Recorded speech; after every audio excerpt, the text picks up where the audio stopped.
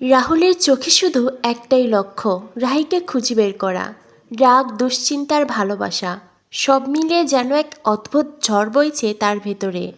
তিতলির দিকে তাকিয়ে রাহুল কঠিন গলায় বলে, যদি রাহিকে খুঁজে না পাই তবে তোমাকে ছাড়ব না। কথাগুলো শুধু হুমকি নয়, তার অসহায়তা আর আতঙ্কও যেন প্রকাশ পায়। কিন্তু এত কিছুর পরও শেষ পর্যন্ত রাহুল রাহিকে খুঁজে পায়। আর সেই মুহূর্তেই যেন সব ঝড় থেমে যায়। বন্ধুরা, শুধু তোমারই জন্য ধারাবাহিকের আজকের পর্বে দেখানো হয়েছে। ডাক্তার এসে জানান ঠিক সময়ে নুন চিনির জল দেওয়ার কারণেই পিসি ঠাম্মি প্রাণে বেঁচে গেছেন। এই কথা শুনে পিসি ঠাম্মি নিজের ভুল বুঝতে পারেন। চোখে অনুশোচনা নিয়ে রাহুলকে বলেন, যা যে করেই হোক রাহিকে বাড়িতে ফিরিয়ে আন। আর এই কথাই বোঝা যায় তিনি এখন রাহিকে মেনে নিতে প্রস্তুত। রাহুলের মনে তখন একটাই প্রশ্ন, রাহি সে কোথায়? রাহি কি বাবার বাড়ি গেছে? সন্দেহ নিয়েই অনিকের সাথে নিয়ে সে দত্ত বাড়িতে আসে। সেখানে এসে সে জানতে পারে রাহি এখানে আসেনি। রাহি তিতলির কাণ্ড সব কিছু পরিবারের সামনে বলে। তিতলি ওই বাড়িতে কি করেছে সব কথা শুনে তিতলির পরিবার রাগে ফেটে যায়। রাহুল তিতলিকে কড়া ভাষায় হুঁশিয়ারি দেয়, একই সঙ্গে সে নিজের মনের কথাও বলে।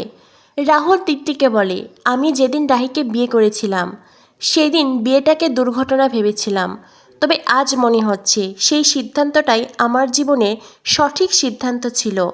এই স্বীকারোক্তি প্রমাণ করে যে রাহুল এখন তার ভালোবাসা নিয়ে একদম নিশ্চিত। আর রাহুলের মুখে এমন কথা শুনে রাগে ফেটে পড়ে তিতলি। এরপর দেখানো হয় দেরি না করে আবারও রাহিকে খুঁজতে বেরিয়ে পড়ে রাহুল। অন্যদিকে তিতলির জীবনে নেমে আসে ঝড়। তার মা রাগে তাকে মারতে শুরু করে। চারপাশে উত্তেজনার অশান্তি ছড়িয়ে পড়ে। সেই সময় রাহির বাবা হ্যারিকে বলে অনিকে যেন নিরাপদে বাড়িতে পৌঁছে দেওয়া হয়। দুজনের একটি রোমান্টিক সিন দেখানো হয়। অনি যখন হেলমেট পরছিল হ্যারি তখন তাকে সাহায্য করে। দুজনে একে অন্যের চোখে অপলক দৃষ্টিতে তাকিয়ে থাকে। এমনকি হ্যারি অনিকে আইসক্রিম খাওয়াতে চায়। অনি তখন বৌদি ভাইয়ের কথা ভেবেই কাঁদছিল, তাই হ্যারি বলে জেরি যখন কান্না করে আইসক্রিম দিলে ও চুপ হয়ে যায়। অনি বলে, আমাকেও কি তোমার জেরি মনে হয় নাকি? ব্যাস, দুজনের খুনসুটি হয়। তারপরেই হ্যারি অনিকে বাড়িতে পৌঁছে দিতে বেরিয়ে পড়ে। এদিকে সব কিছুর মাঝেই ভয়ঙ্কর ঝড় বৃষ্টির রাতে একা রাহি চলে আসে তার কলেজে। চারদিক অন্ধকার, বাতাসে অজানা ভয়। তবুও সে লাইব্রেরি রুমে গিয়ে আশ্রয় নেয়। নিতাই দা তাকে বলে, আজ তো বিয়ের পরে তোমার প্রথম পহেলা বৈশাখ, তবে আজকের দিনে নিজের শ্বশুর বাড়ি ছেড়ে বরকে ছেড়ে এখানে কি কাজ? রাহি জানায় তার ইমার্জেন্সি কাজ আছে আর তার বর তাকে নিতে আসবে। এটা শুনে নিতাই দা খানিকটা নিশ্চিন্ত হয়। এরপর দেখানো হয় অনেকটা সময় পার হয়ে যায়, বাইরে ঝড় বৃষ্টি শুরু হয়েছে। নিতাই দা রাহিকে বলে, বাইরে ভয়ঙ্কর ঝড় বৃষ্টি শুরু হয়েছে, এখন যদি বাড়িতে না যাওয়া যায় তবে এরপরে বিপদের মুখে পড়তে হবে। তাই রাহি যেন তার বরকে ফোন করে আসতে বলে।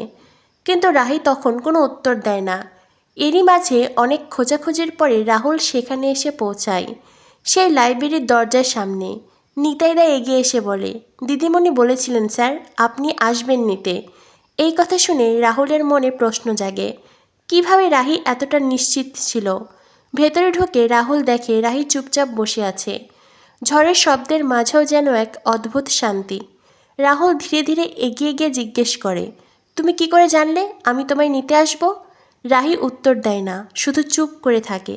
এই নীরবতাই যেন সব উত্তর, ভালোবাসা, বিশ্বাস আর এক অদৃশ্য বন্ধনের গল্প।